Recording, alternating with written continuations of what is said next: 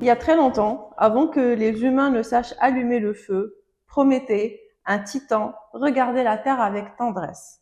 Il voyait les hommes et les femmes grelotter dans les grottes, trembler devant la nuit, marcher à tâtons dans l'obscurité du monde. Et il se dit, je vais leur offrir le feu. Pas seulement le feu qui réchauffe, le feu qui éclaire, qui transforme et qui ose. Le feu du savoir, de l'élan et de la création. Mais ce feu appartenait aux dieux, et Prométhée le vola. Il le cacha dans un roseau, le fit descendre sur terre, et le donna aux humains. Tout a changé à partir de ce moment-là. Les hommes et les femmes se mirent à penser, à inventer, à créer, à rêver, à se croire dignes de plus que la survie. Mais les dieux, eux, ils n'ont pas oublié. En guise de punition, Zeus ordonna que Prométhée soit enchaîné à une montagne nue, exposée au vent, au soleil et au froid. Et chaque jour, un aigle gigantesque venait lui ronger le foie. Pas le cœur, pas le cerveau, mais le foie. Ce membre du corps qui se régénère sans cesse. Ainsi, la douleur ne finissait jamais. Chaque matin, l'aigle revenait. Chaque matin, Prométhée endurait. Le prix de la lumière, c'était la souffrance. Merci Sarah pour cette belle lecture, d'avoir choisi ce conte difficile, le mythe de Prométhée. Aujourd'hui, on va parler du critique intérieur, et ce mythe l'exprime bien, du moment où on essaie de faire quelque chose, on crée, on se lance dans quelque chose qui nous sort du quotidien, il y a une petite voix qui monte et qui vient nous ronger le foie comme ça en disant « Mais attends, t'es qui ? Pour qui tu te prends ? Est-ce que tu vas faire quelque chose ? Enfin, est-ce que t'es suffisamment intelligent de t'exposer ? Est-ce que t'es folle ? Pour qui tu te prends ? Etc. etc. » C'est quelque chose. T'as fait tout l'épisode là, on n'a plus besoin de Ouais, voilà, continuer. exactement. Mais en fait, je la connais très bien, Sarah, cette voix, et tu le sais, vu que tu m'accompagnes au quotidien et j'ai cette chance. Le critique intérieur, c'est un thème donc qu'on va aborder dans cet épisode, mais avant je lance bienvenue à tous et à toutes dans cet épisode, le 4e déjà de Ma Thérapie, le podcast. Je suis en compagnie donc de Sarah, Bonjour. qui est thérapeute, moi Julia, qui a la chance de faire des séances avec Sarah, et Dalia, qui est derrière la caméra, qu'on salue. Hello. Ce critique intérieur, c'est quelque chose que j'entends beaucoup dans le quotidien. Je connais beaucoup de gens qui en souffrent, qui, comme je l'ai dit, ont vraiment ces voix dures, en fait, qui on peut se demander, mais pourquoi est-ce qu'on se déteste autant parfois, et d'entendre, voilà, et à quoi en fait ça sert d'être aussi dur avec soi. Donc en fait, je vais commencer par la question la plus basique que je viens de dire. Pourquoi est-ce qu'on est dur comme ça avec soi, et d'où ça vient en fait qu'on soit dur? J'ai utilisé le mot se détester. Ouais. Et le critique intérieur, c'est tout sauf une détestation de soi. C'est même l'opposé. Ok, il est dur, comme un parent peut être très sévère. C'est vraiment la version, j'ai envie d'utiliser le terme archétypal, Ouais. d'un père ultra sévère, Ouais. mais qui fait ça pour ton bien. C'est ce discours de je vais te protéger du rejet, je vais te protéger de la déception, je vais te protéger qu'on te regarde bizarrement, et donc pour te protéger, je te critique intérieurement pour faire de toi la meilleure version de toi-même. Je ne suis pas d'accord avec le discours du critique intérieur, mais il est là le discours du critique intérieur. C'est vraiment un grand protecteur. Et comme tu le dis, beaucoup de gens en souffrent. Oui. J'ai envie de mettre le mot souffrir entre guillemets. Il est très présent chez beaucoup de personnes. Oui. Un peu trop, et on travaille beaucoup en thérapie sur comment l'apaiser, mais il y a des personnes qui ne l'ont pas du tout. Qui ont un critique renié, et c'est très dangereux. Ah, c'est intéressant. J'ai pas envie de mettre un terme médical, mais ça crée ce qu'on appelle, en tout cas en langage commun, des psychopathes. Oui. Donc en fait, j'ai envie d'ouvrir 1000 portes.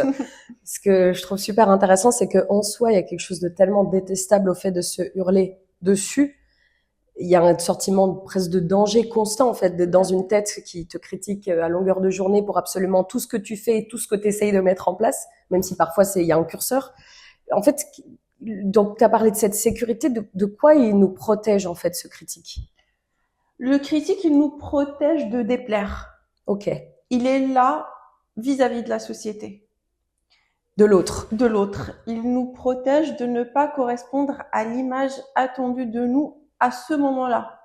Et ça peut être une image complètement opposée d'une image qu'il attendait de nous précédemment. Et donc, pour ne pas être rejeté par la société, pour ne pas être critiqué, pour ne pas correspondre vraiment à cette image qu'on attend de nous, il arrive soit en amont, soit après, pour dire ah non, là c'était pas comme ça que tu devais être, c'était pas comme ça que tu devais te comporter, c'était pas ce qu'on attendait de toi, un peu comme Prométhée.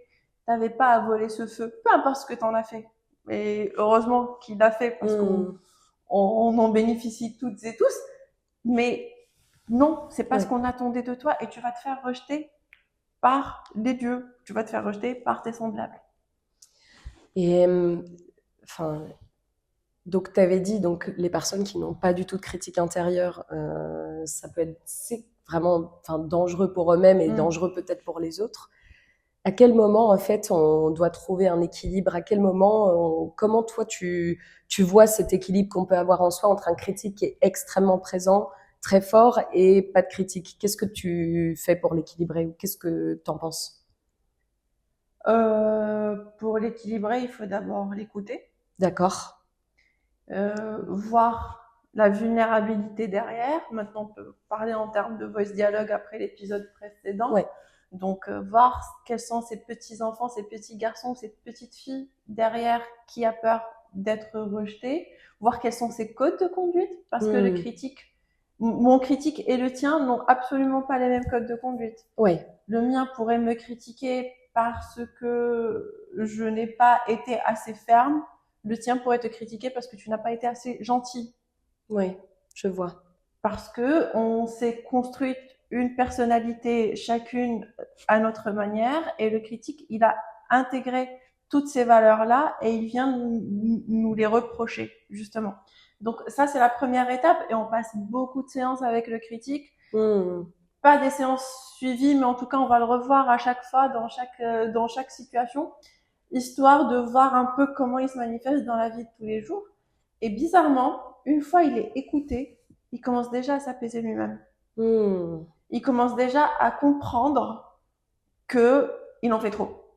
Et à la fin d'une séance avec le critique, c'est lui qui dit « Ouais, peut-être que je devrais le laisser ou la laisser un peu tranquille. » Donc il y a une forme d'intelligence chez ce critique quand même qui est capable d'entendre et enfin ouais, je sais pas ce que tu as à en dire là-dessus, mais j'ai l'impression que moi personnellement mon critique intérieur c'est une personne qui est extrêmement observatrice, qui est capable de noter tous mes faits et gestes, qui se souvient extrêmement bien des choses. Enfin, il y a quelque chose de je sais pas, mais d'hyper perfection, enfin, pas de perfectionniste, c'est pas le mot, mais tu vois, qui est vraiment smart. Tu vois ce que je veux dire? C'est même au-delà de smart, c'est très malin, c'est même malicieux. Le critique, je vais prendre un exemple tout simple. C'est une dame que j'accompagne. Elle est à la fin de la quarantaine, elle a un enfant, un mari, elle est femme au foyer. Sauf que c'est quelqu'un d'extrêmement créatif et qui arrive. Et aujourd'hui, que son garçon a 22 ans, que son mari il est autonome, elle a envie de lancer son projet créatif. Et dès qu'elle se donne un peu de temps en dehors de son rôle de maman pour se donner à ce projet créatif, le critique il arrive. Mais tu te prends pour qui? Pourquoi tu fais ça? C'est pas ton rôle, c'est déjà trop tard. Quand elle fait quelque chose, ah non, c'est pas bon, ne le montre pas, surtout pas, on va avoir honte de toi, enfin, etc. Sauf que nous, on est en train de travailler en thérapie sur le fait qu'elle lance ce projet créatif. Et donc, quand elle vient à la séance d'après, qu'elle n'a pas avancé, son critique la récupère. Ça sert à quoi cette thérapie? Tu n'es pas à la hauteur de ta thérapie, tu t'écoutes pas. En fait, le critique, il n'a pas de logique permanente. Ouais. Il est là pour observer d'une manière extrêmement fine ce que tu ne fais pas bien sur le moment en fonction de la situation et pour le retourner contre toi. Et il y a Hal et Sid Ralston qui sont ceux qui ont mis en place le dialogue intérieur, qui disaient que c'est la part la plus intelligente d'une personne. Et pour rigoler, il disait si le critique passait à un test QI, il aurait vers les 140 en fait. Enfin, ça serait Einstein quoi. Il est dans l'observation, il est tout le temps présent et il a des arguments sur tout au point que la personne perde elle-même la logique de ce qu'elle fait et de ce qu'elle se dit en fait. Et est-ce que, c'est une chose qu'on n'a pas forcément abordée avant, mais on le retrouve dans certains épisodes. Je sais pas si ça fait sens, mais j'ai l'impression, en tout cas dans mon expérience, que le critique va toucher peut-être un peu plus certaines femmes que d'hommes. Est-ce que c'est quelque chose que tu vois en thérapie? Est-ce que c'est quelque chose qui s'explique? Est-ce que c'est pas pertinent? Toutes les questions sont pertinentes, mais non, j'ai pas l'impression que le critique touche plus les femmes que les hommes. Ouais. Mais comme il part d'un système de valeurs, il n'a pas les mêmes. Un critique chez la femme n'est pas le même qu'un critique chez les hommes. Un critique chez une femme est dirigé vers son rôle, son genre féminin justement. Donc, s'attaque beaucoup au physique, énormément au corps des femmes. Le critique, il s'attaque aux relations sociales, comment cette femme elle développe ses relations sociales, aux relations familiales, au fait d'être conciliante. Je généralise un petit peu, mais voilà, pour donner juste une idée. Un critique chez les hommes, c'est déjà beaucoup destiné vers la carrière, vers le travail, vers le statut, en fait. Le statut, voilà. Après, franchement, pour ne pas généraliser, il y a beaucoup de critiques intérieures liées aussi à la parentalité chez les hommes. On va pas se mentir. Ça vient pas de la même manière et ça vient pas de la même. Le critique ne critique rarement un homme sur sa relation affective par rapport à son enfant, mais il peut le critiquer parce qu'il n'a pas emmené son fils au foot. Par exemple. Donc, c'est pas qu'il existe moins chez les hommes que chez les femmes, mais qu'il se manifeste d'une manière différente. Vraiment, comme ce que je disais au début, le mien et le tien ne sont pas pareils. En fonction de l'éducation, l'éducation des petites filles et des petits garçons n'est pas la même, et donc ils critiquent des choses différentes. Et en plus, un homme avec ses potes hommes doit avoir une certaine conduite, donc le critique va venir le récupérer et le critiquer par rapport à ça, et une femme par rapport à ses copines doit avoir d'autres attentes et le critique va la critiquer par rapport à ça aussi.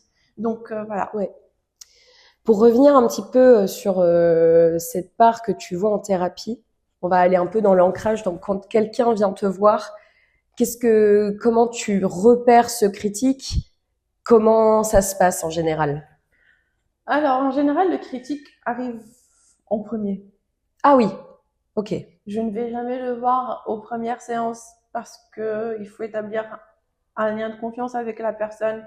Il faut qu'elle comprenne la méthode et qu'elle ne sorte pas de la première séance en ayant juste écouté une voix qui l'a critiquée pendant 1 heure, puis elle sort. Voilà. Mais il arrive en premier, c'est lui qui vient me dire « Ah non, mais moi je viens parce que je suis trop procrastinatrice, je suis trop paresseuse, je viens de me séparer parce que j'ai fait ceci, cela. » En fait, il arrive très tôt. Il se manifeste sous forme de culpabilité, par exemple. Mais dans la première séance, je vois un peu ce que la personne se reproche. D'accord. Donc, quelle est la voix du critique là-dedans? Après, je le garde un peu en tête.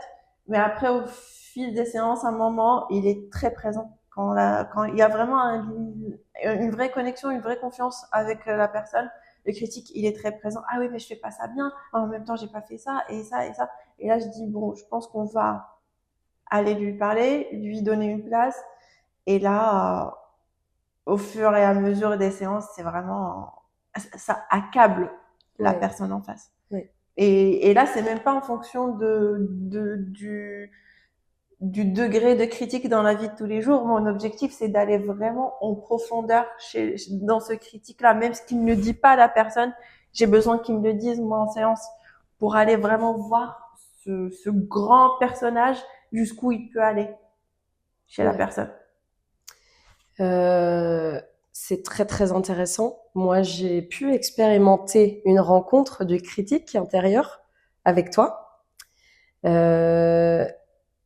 Et en fait, ce qui m'a vraiment intéressée là-dedans, donc voilà, personnellement, moi, comment ça s'est manifesté, je crois que j'en ai parlé dans un autre épisode, c'était vraiment, comme tu l'as dit au début, l'archétype du vieil homme, hyper patriarcal, hyper contre toute part de moi qui peut tenter quelque chose de, enfin voilà, qui n'est pas orienté vers la carrière, qui n'est pas, enfin la carrière, en plus avec ce que moi je mets derrière carrière, voilà. Mais donc voilà, c'était super intéressant. Et il y a eu ce truc un peu fou, en fait, qui est un peu contre-intuitif. C'est qu'à la fin, après l'avoir écouté, il y a vraiment eu ces mots qui sont sortis, qui sont, je peux comprendre, en fait, je crois que je suis pas en train d'aider Julia. Je peux faire un pas vers elle ou vers nous ou whatever on dit, parce que c'est toujours un peu spécial, mais c'était vraiment très concret. Hein. Donc c'était vraiment en mode ok, ben oui, en fait maintenant que je suis conscientisée et que je m'entends, ben je vois qu'en fait je lui mets plus de bâtons dans les roues, ça la rend plus malheureuse qu'autre chose, je me rends plus malheureuse qu'autre chose, et j'ai senti une vraie différence ensuite. J'ai vraiment senti que ça m'avait aidé. Déjà la conscientiser, ça fait qu'on dit, les voix en fait sont plus soi-même en fait. Ouais, il y a quelque chose où tu peux les extérioriser un peu, donc ça c'est déjà un premier exercice qui est trop bien en fait, qui aide énormément. Et en plus, enfin voilà, ça c'est une première chose que j'ai envie de dire. J'ai envie de rebondir sur plein de trucs, mais donc voilà, ce fait que vraiment aller le rencontrer, ça peut être un peu contre-intuitif parce que on a plus envie de surtout pas l'écouter tellement c'est violent en fait. Exactement. Tellement c'est dur avec soi, t'as pas envie de rentrer et de dire bon bah voilà, table sur table, dis-nous tout ce que tu détestes. C'est difficile. Ouais. Tout à fait. Et puis, comme tu dis, moi, il y a une grande difficulté que j'ai au cabinet, c'est que tout le monde le traite comme si c'était quelque chose de négatif. Ouais. A raison. Et voilà. Non, et enfin, voilà. intuitivement, je suis désolée. C'est exactement. Voilà, je suis désolée. Non, mais non, enfin, je vois ce que tu veux dire. Et donc, oui. Et je peux comprendre parce que on a eu une éducation tellement dure qu'il faut pas, qu'il est très très présent. Mais comme je disais au début, une personne qui ne se critique pas, c'est une personne dangereuse pour la société, en fait. Une personne qui peut mettre en danger les autres et ne pas se remettre en question. Une personne qui peut être violente et ne pas se remettre en question.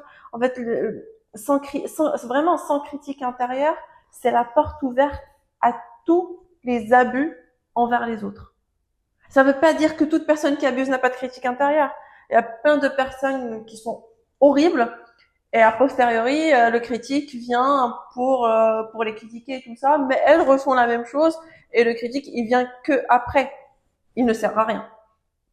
Est-ce que, à l'inverse, quelqu'un qui se critique trop est dangereux pour les autres aussi? Et pour soi. Plutôt dangereux pour lui-même. Ouais. Pour le coup. J'ai l'impression que ça rend difficile de poser des limites. Ça rend difficile de poser des limites, ça rend difficile de créer, ça rend difficile d'avancer dans la vie, d'avoir des projets, de trouver sa place avec les autres. Si tu te critiques parce que X t'a regardé comme ça et tu te critiques parce que Y t'a parlé comme ça, bah en fait, ça me fait penser à autre chose. Ouais. Et j'ai parlé brièvement du TDAH à un épisode, et les personnes neuroatypiques en général ont un critique intérieur extrêmement développé. Et il faut savoir que à l'âge de 12 ans, une personne neuroatypique, que ça soit un trouble de l'attention avec hyperactivité, que ça soit un TSA, etc., a été 4 à 5 fois plus critiquée par les autres qu'une personne neurotypique. Et donc, elle a développé un critique intérieur encore plus grand. Et il y a toujours ce sentiment pour les personnes qui ont un trouble du spectre autistique ou un TDAH de ne pas se sentir à sa place en société. Et donc, la moindre interaction qui soit pas entièrement fluide et heureuse et joyeuse et agréable avec les autres, c'est le critique qui se déclenche. Et ça donne même une dysphorie du rejet, en fait. Que la personne, elle se sente rejetée à n'importe quelle situation, qu'elle rentre chez elle, qu'elle peut ruminer 3, 4 jours sur une soirée qu'elle a passée. Personne n'a rien vu sauf elle, parce que son critique lui a dit « T'as dit ce mot-là, il fallait pas, t'as trop parlé sur toi, t'as trop pris de la place, tu n'as pas été assez présent, tu n'as pas écouté quand on t'a dit cette phrase alors que la personne, elle avait cette émotion-là, mais toi, tu n'as pas été empathique. Et c'était vraiment quelque chose que je travaille beaucoup avec les personnes qui ont un TSA ou un TDAH. Ouais. Là, en fait, je vais prendre la perche parce que c'est trop intéressant. J'ai un excellent ami qui est une crème dans ce monde, mais il est tellement dur avec lui et il se sent rejeté en permanence.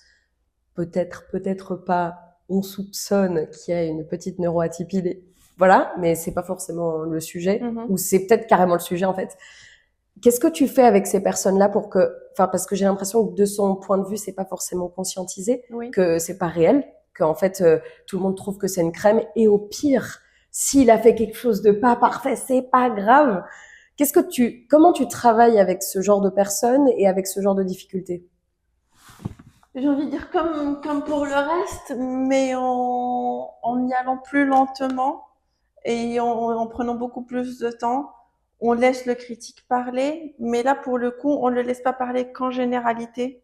On prend des situations bien concrètes. Et à chaque fois qu'il apparaît, je demande à la personne de le noter et on revient dessus. Et à chaque fois qu'il apparaît, je demande à la personne de le noter, on revient dessus. Et à un moment, on cherche les parts opposées. Ce qu'on disait dans l'épisode précédent. Ce critique, en se développant, on a renié d'autres choses. Et donc, c'est vraiment une part accueillante qu'on va commencer à travailler. Mais avant de la travailler sur soi, on va la travailler pour les autres. Et en général, ces personnes, elles accueillent tout de l'extérieur. Donc, elles ont cette part accueillante qui est très développée, mais très développée pour les autres. Donc, on va la voir aussi. Et si ton ami a fait ceci, a fait cela, oui, mais c'est pas grave, c'est parce que ceci, c'est parce qu'il a une enfance difficile qu'il fait ça. Et tu vois, c'est une part qui est dans l'empathie totale envers les autres. Et on commence à la diriger de plus en plus envers la personne, en fait. Ouais, c'est vraiment intéressant. C'est vraiment, c'est s'autoriser un peu d'empathie aussi, aller chercher cette empathie qu'on peut se redonner. Et c'est trop intéressant. Et du coup, ça me donne envie d'aller vraiment vers ces reniers. Donc vraiment, pour les personnes, tu veux vite redire un petit peu ce que c'est? Sinon, on le développe bien dans l'épisode 3. Hein. Exactement. Donc, pour les personnes qui n'ont pas écouté l'épisode 3, je vous conseille d'aller l'écouter. Donc, tu parlais des reniers. Donc, tu parlais de ces parts, justement, qui sont l'opposé, qu'on a mis dans l'ombre, comme tu l'as dit très, très bien, tu l'as bien expliqué, et on a pu expliquer dans l'épisode 3 un peu plus en profondeur pour les personnes qui s'intéressent à ça. Quand tu as un énorme critique, qu'est-ce que c'est le type de renier, les parts qui n'existent pas derrière? Tu as déjà parlé un peu de cette bienveillance, ou je sais pas exactement la partie accueillante. C'est vraiment l'accueil, l'empathie. Mais comme on a dit dans l'épisode précédent, quand il y a une part primaire, c'est qu'il y a une vulnérabilité derrière. Donc, il y a un enfant terrorisé derrière. Et cet enfant, il a besoin d'amour, il a besoin d'être accepté par la société. À 5 ans, à 12 ans, tu n'as besoin que d'une chose, que tout le monde autour de toi t'aime. Le critique continue à voir la vie adulte et les relations adultes sous cet œil-là. En fait, si tu as le moindre défaut, les autres ne vont pas t'aimer. Comme si tu étais un enfant de 5 ans. Et on commence déjà par aller voir cet enfant, l'écouter aussi, le rassurer et chercher les parts adultes qui vont prendre soin de cet enfant. Les parts adultes qui comprennent que on peut se disputer et s'aimer. On peut ne pas être parfait et être aimé. On peut avoir ses défauts et être aimé. En théorie, tout le monde le sait. En pratique, dans la vie de tous les jours, le critique, il est là, il te dit, bah non, en fait, lui, il est resté bloqué sur 5 ans. En fait, c'est comme si aujourd'hui, si tu fais une erreur, tu vas être puni par tes parents. C'est comme ça qu'il raisonne. Et donc, on grandit un peu, là, on commence à développer un peu des parts adultes, matures, qui sociabilisent, qui vivent en société en s'assumant vis-à-vis des autres et avec une part accueillante, celle dont on parlait, qui donnait de l'empathie à cette petite fille ou à ce petit garçon. Là, tu as commencé à en parler, le but, l'utilité de rééquilibrer ses voix, particulièrement quand on a un critique qui est trop développé, si on peut parler de trop développé, mais j'ai l'impression, en tout cas, je reprends moi mon exemple et les personnes que je connais qui me ressemblent un peu. parfois c'est trop, en fait, c'est pas possible, c'est invivable, ça te coupe de tout, mais c'est quoi l'issue du fait de travailler sur ce critique intérieur? Qu'est-ce qu'on s'apporte en travaillant là-dessus? Peu importe ce que je vais dire, c'est au-delà de ça. C'est que on imagine qu'une fois on travaille dessus, on va être un peu plus tendre avec soi-même, un peu plus confiant, etc. Mais ça ouvre des portes qu'on s'en rendait pas compte en fait. Mmh. En fait, on en parle comme un personnage, mais on se rend pas compte ce qu'il fait dans l'ombre. Il coupe vraiment de tout. Et si t'es quelqu'un d'instinctif, tu le sais même pas parce qu'il t'a coupé de ton instinct, de ton intuition, de ta créativité, de ton envie d'avancer, de tes projets. Tu découvres que tu as des ressources en toi que tu ne connaissais pas, que d'autres personnes ont pu apercevoir chez toi, mais tu te dis, c'est jamais moi, c'est pas moi ça, c'est pas possible. D'où tu me parles de créativité alors que je sais même pas dessiner? Et donc voilà, c'est vraiment un peu ça. Nous, on travaille dessus en thérapie pour la confiance en soi, pour trouver sa place, pour s'assumer, pour gérer ses relations sociales, pour ne pas se faire écraser, etc. Et pour ne pas avoir une rumination permanente. Mais au-delà de ça, ça change la vie. La personne en face, elle se transforme, Ouais. pour le coup. Moi, il y a un truc aussi que j'ai envie de rebondir, enfin, pour soi, évidemment que, enfin, sans, avec toute l'humilité du monde, j'ai vraiment beaucoup écouté ce critique, pour le dire gentiment, en moi, et je trouve que ça a eu vraiment des répercussions, comme tu dis, qui m'ont, enfin, je suis pas la même personne, je pense, comme tout le monde grandit, mais entre il y a même 2 ans et aujourd'hui, il y a vraiment une grosse différence, donc c'est génial. Mais ce que j'ai remarqué, c'est que quand soi-même on est extrêmement dur, ou quand quelqu'un d'autre est vraiment dur en face, il y a un miroir qui se passe. Je m'explique. J'ai une excellente amie à moi que j'adore, que je trouve excellente et merveilleuse, et tout le monde l'adore. Enfin, c'est vraiment quelqu'un de génial. Mais c'est la personne la plus dure avec elle-même que j'ai entendue de toute ma vie. Chaque phrase est un pic, c'est un calvaire. Et ce que ça a fait chez moi, et je pense chez d'autres, c'est que vu qu'elle-même est très dure et qu'elle n'arrive pas du tout à entendre des compliments, ça m'a fait une petite voix en moi qui m'a dit, mais si elle qui est super, elle est nulle, elle a peut-être raison, en fait, pour qui toi tu te prendrais de te trouver cool ou bien? Et j'ai vraiment vu que parfois enfin que moi en tout cas, peut-être parce que mes vulnérabilités, parce que j'avais déjà ce gros sol de critique qui était déjà présent, ça a fait un truc un peu négatif. Oui. Et j'ai l'impression que même il y a certaines luttes sociales où j'ai l'impression que ça devient presque politique de ne pas trop se critiquer soi pour que les autres en face n'aient pas cette possibilité, ou qu'il n'y a pas cet effet miroir où voilà, il y a quelque chose comme ça qui est né chez moi aussi, qui m'a dit c'est plus que pour toi, c'est pour les autres aussi. Est-ce que c'est quelque chose que tu vois, qui te parle, ou tu as quelque chose à dire? Oui, Oui. ce qui me parle, c'est que, et pas que pour le critique, mais c'est pour toutes les parts, c'est c'est vraiment, je vais utiliser un terme galvaudé, très new age, mais pour le coup, c'est très important d'en parler. C'est vraiment énergétique. Ouais.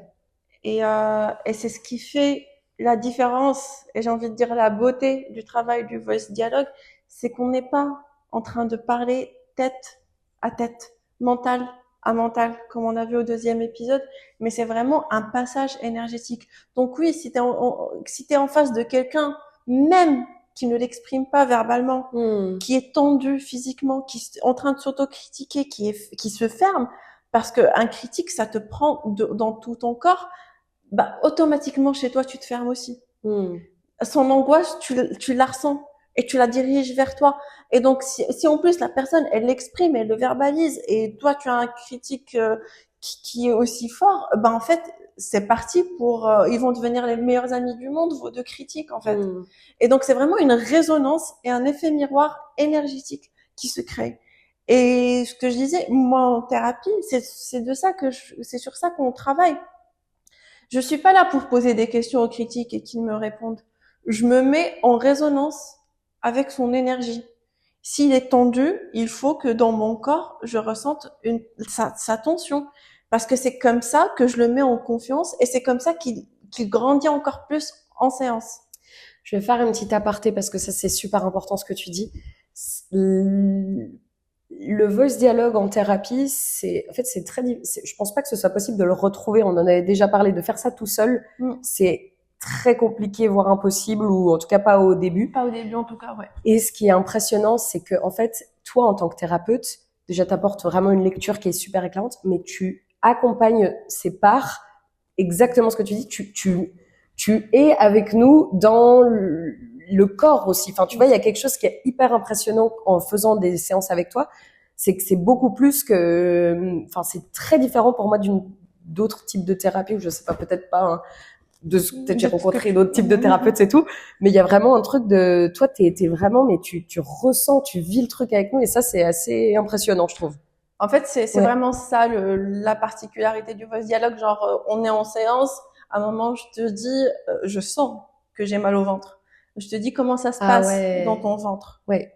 Et tu l'avais pas conscientisé. Et là, tu me dis, attends, il y a un nœud, attends, ça bouge. Et tu commences à sentir ton critique qui vient beaucoup dans le ventre. Ouais. Que ça fait mal, que tu as mal. Et là, on rentre vraiment dans le corps pour dire, OK, ne prononce pas beaucoup de phrases, ne parle pas beaucoup, juste reste avec ce ressenti-là. Et quels sont les mots qui viennent?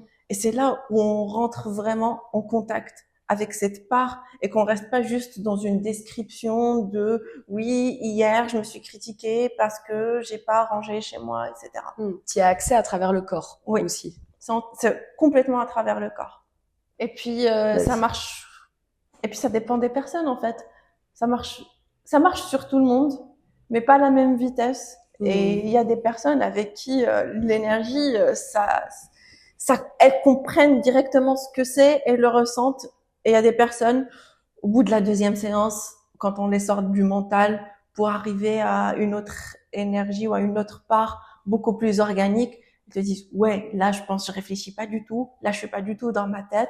Là, je sens que je respire, alors que tout à l'heure, quand j'étais dans ma tête, j'étais coupée et je le sentais pas. Donc, et c'est conscientiser ce qui se passe dans le corps qui fait avancer en thérapie. Le corps n'est pas dissociable de l'esprit. J'ai entendu ça hier et ça fait plaisir d'expliquer pourquoi. Ça me fait penser à une question. On parle du corps. J'ai l'impression qu'il y a quelque chose aussi le critique intérieur apporte certaines formes de dépendance pour le soulager. Est-ce que c'est réel ou pas? Par exemple, plus on entend des voix qui nous critiquent, plus on a envie de fuir. Moi, je sais que ça peut être, je sais pas, les périodes où c'est vraiment le plus dur, où je me critique, où j'essaie vraiment de sortir de ma zone de confort. Il y a quelques compensations. Je mange plus, par exemple. J'ai envie de plus de boire. Enfin, il y a vraiment des choses où je le ressens aussi j'ai envie de le taire. Ouais. Est-ce que c'est lié aux critiques? Est-ce que c'est lié à autre chose? Le critique est une des sources d'anxiété et d'angoisse. Ouais. Et ta réaction est une réponse à cette angoisse. Sauf que le critique va venir après. Oui. Pour te dire que tu as trop mangé, que tu bois beaucoup, que de toutes les manières, tu ne peux pas réussir ton projet sur lequel il te critiquait parce que tu n'es pas assidu, parce que tu fais ceci, parce que tu fais cela. Donc, oui, je comprends que ça crée vraiment une tension, une angoisse, une anxiété. Il y a des personnes qui se laissent ronger par le critique et qui peuvent tomber en dépression. Et il y en a d'autres qui fuient et qui peuvent aller dans les addictions. Mais là, on parle vraiment de pathologie. Mais oui, on n'a pas envie d'être dans l'inconfort permanent, même s'il y en a qui deviennent accros à leur critique et qui veulent plus le lâcher. Par exemple, il y a des personnes parce que le critique apporte un faux sentiment de contrôle. Tu as l'impression que plus tu te critiques, plus tu contrôles ton image, plus tu contrôles ta situation, plus tu te contrôles dans le travail, plus tu te contrôles dans ton couple, plus tu te contrôles avec tes amis. Et le lâcher, ça peut faire flipper, en fait. Eh ben, comme tu disais, il apporte une sécurité aussi. Le lâcher, c'est flippant. Qui suis-je maintenant que je me critique pas? Et si je suis dans le tort, et si je suis en train de faire n'importe quoi, et les autres, ils pensent quoi de moi? Et non, je vais me critiquer parce que sinon, c'est eux qui vont me critiquer et ça, je ne peux pas le supporter. Vraiment, là, à nouveau, j'ai une pensée pour une autre amie. Comme quoi, ça semble vraiment aux gens qui nous ressemblent. Parce que j'ai que des amis, je parle que de mes amis dans l'épisode du critique, c'est terrible, mais c'est trop mignon, c'est trop mignon. J'ai une pensée pour une de mes amies qui m'a dit exactement ça, parce qu'elle traversait une période difficile et du coup, tellement pas bien. que elle a laissé un petit peu son critique intérieur de côté parce qu'elle avait plus la force en fait. Mais alors habituellement c'est sa part primaire la plus, j'ai même pas les mots pour dire à quel point c'est au centre, c'est la personne qui est la plus dure avec elle-même que je connaisse. C'est un ange bien sûr comme tous hein, forcément. Mais donc elle a laissé ce critique de côté et ce qu'elle m'a dit à ce moment-là c'était mais en fait je sais pas qui je suis sans, je sais pas qui je suis sans, je sais pas. Là, la personne est tellement identifiée à son critique et à d'autres parts qui viennent alimenter critique, parce que critique, il peut pas tout savoir. Donc, il y a un système de valeurs, il y a un mental qui analyse, etc. Et on a vu dans l'épisode mental qu'il y avait la psy intérieure, etc., qui viennent analyser. Lui, il prend les données et il critique. Et puis, enfin, peu importe ce que tu fais, c'est ce que j'ai des gens, j'ai beaucoup de personnes qui se sont découverts des spiritualités, qui sont dans des mouvances de il faut être positif, ouais complètement, ou il faut être dans les émotions positives, etc. Et pour la moindre apparition d'une émotion négative, il y a le critique qui arrive. Ah bah alors là, t'en es où? Alors t'es pas assez spirituel en fait. Et donc il vient se greffer à toutes les parts. Oui. Et si tu apprends quelque chose de nouveau sur toi que tu dois changer en toi, il vient se greffer à ça pour te dire ah tu l'as pas fait, ah il fallait le faire. Mais si tu le fais, il te dit oh enfin c'est de la nouveauté, il n'aime pas la nouveauté, donc non il faut pas que tu le fasses.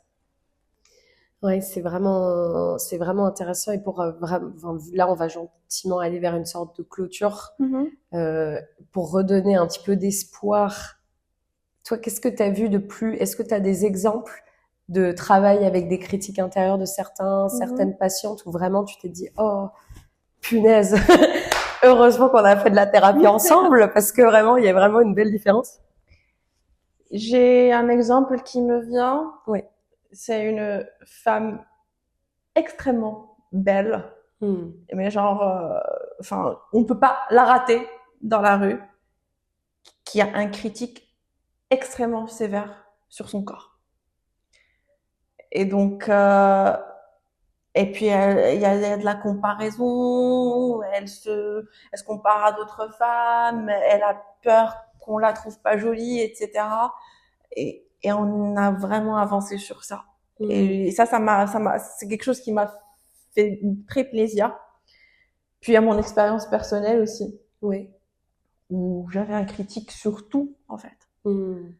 Et là, en plus, en pensant à l'épisode, en écrivant un peu, j'ai essayé de me connecter un petit peu plus à ce critique. Et il est apaisé. Je sais quand est-ce qu'il est là, par quel moment. En plus, on a parlé de neurodivergence, donc avec le TDAH, il est là. Rentrer chez moi après avoir vu beaucoup de monde, il est là. Mais rien à voir avec mon critique d'il y a 5 ans. Oui. Où je ne dormais pas. Enfin, vraiment, et puis il est doux et je trouve qu'il est à sa bonne dose. J'ai pas envie d'en avoir moins, en fait. Ouais. Oui, parce qu'il y a quelque chose aussi, c'est que quand il est raw, enfin vraiment à sa forme, enfin voilà, brut, c'est le mot. C'est comme des petits couteaux, je trouve. Il y a vraiment un truc. C'est douloureux, mal. Ouais. C'est vraiment, enfin, ça prend la poitrine, ça prend le ventre. C'est très douloureux, le critique physiquement. Et je trouve que justement, quand il y a un équilibre qui se trouve, ça fait pas mal comme ça. Oui. Et je trouve que ça, c'est important aussi. C'est vrai. C'est aussi, moi, en tout cas, je le sens dans ma vie. Déjà, je me permets de faire plein de choses, c'est super, mais vraiment, je sens plus cette tête qui tourne du critique. Ben, vraiment, je trouve ça vraiment cool. Je trouve ça vraiment agréable, en fait, de vivre dans quelque chose où tu peux écouter des critiques en disant, ah ouais, là, j'avoue que j'aurais vraiment peut-être dû me comporter différemment pour X situation où il faudrait que j'améliore, je sais pas quoi, mais ça fait pas un truc où t'es là, bon, en fait là, je peux crever à ce stade, en fait, je sers à rien, je suis la pire. Moi, ma phrase préférée pendant des années, c'était je suis la pire. Mais vraiment, je marchais, j'étais là, je suis la pire. Je suis la pire. Et vraiment, c'était un running gag, mais en fait, c'est violent. Tu me fais penser à autre chose pour répondre à ta question de tout à l'heure de qu'est-ce qu'on gagne à travailler sur les critiques? On gagne, c'est qu'on accepte les critiques des autres. Ah ouais, on fuit pas. On fuit plus, on les accepte, on sait faire la différence entre quelqu'un qui veut nous faire évoluer, c'est pour ça qu'il nous dit quelque chose, est quelqu'un qui nous juge comme ça d'une manière brute et brutale et on n'a pas envie de cette personne dans notre vie, on la vire. Et puis, enfin, le critique, c'est ce qui crée la susceptibilité, au final.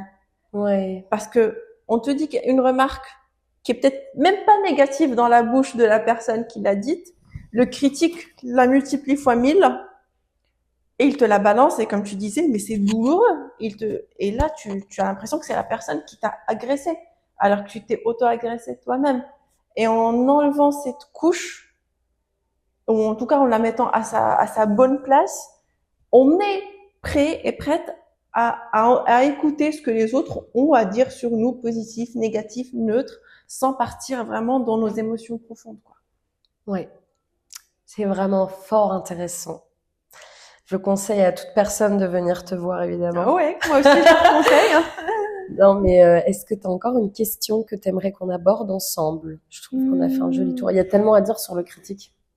Je pense qu'on a fait un beau tour pour un premier épisode sur le critique. Ouais, peut-être qu'on y retournera. Peut-être qu'on aura d'autres choses à dire bientôt, mais oui. Bon, bah alors, merci beaucoup Sarah Merci d'avoir pris le temps de nous éclairer sur ce large sujet, sur cette personne en soi, ces voix en soi qu'on entend sur ce Prométhée intérieur. Exactement. Je remercie aussi le lieu qui nous accueille aujourd'hui, Épidore, qui est dans le centre de Paris, un lieu dédié au bien-être. Exactement. Qu'on remercie vraiment parce qu'ils ont des locaux extrêmement beaux, apaisants et il y a plein de praticiennes et des praticiens extrêmement intéressants de différentes pratiques en fait. Oui. Collectives et individuelles. On entend chanter, on entend plein de choses, il y a des massages, il y a plein de choses magnifiques. Donc vraiment, allez jeter un œil. Donc, nous avons commencé ça il y a 2 semaines. Nous avons commencé à faire des lives un jeudi sur 2 sur Instagram pour pouvoir travailler ensemble ou en tout cas pouvoir commencer à aborder, pouvoir expérimenter un petit peu le voice dialogue de loin aussi. Oui. En fait, voilà, sans forcément entrer dans un processus de thérapie. Tu veux en dire quelques mots? Juste, il y aura la page Instagram dans les liens et ça va être un moment où vous pouvez poser vos questions, vous pourrez creuser un petit peu plus les sujets de la semaine ou d'autres sujets. Vous pouvez proposer vous-même des sujets qu'on pourrait enregistrer ensemble et il y aura toujours une pratique où je vais vous accompagner à aller découvrir une part en vous en fait. Ouais, c'est vraiment, j'insiste, si vraiment quelqu'un a quelque chose qui se dit, ah ouais, mais là, j'aimerais vraiment comprendre pourquoi j'ai une voix qui me dit, blablabla, insérez ce que vous voulez, mettez-le en commentaire. On est toujours preneuse de nouvelles parts à aller rencontrer. Et Sarah a plein de choses à dire sur nos 50 et plus parts en nous. Donc, vraiment, n'hésitez pas. Merci beaucoup pour l'écoute. On est disponible donc sur toutes les plateformes, Spotify et Deezer, Apple Podcast, YouTube, en vidéo, si vous voulez nous voir. Et voilà, merci beaucoup. Et à très bientôt. À dans 2 semaines pour le prochain épisode.